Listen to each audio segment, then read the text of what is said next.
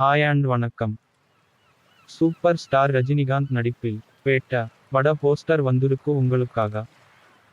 Director Sudha Kongara இயக்கத்தில் சிவகார்த்திகேயன் நடிப்பில் பராசக்தி பட போஸ்டர் வந்திருக்கு. பாடல் நாளைக்கு ரிலீஸ்.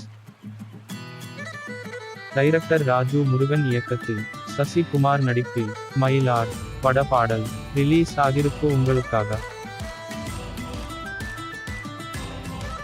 நிக்கில் முரளி இயக்கத்தில் ஜி வி பிரகாஷ் இசையில் ஆர்யா நடிக்கும் புது பட பூஜை ஸ்டில்ஸ் வந்திருக்கு.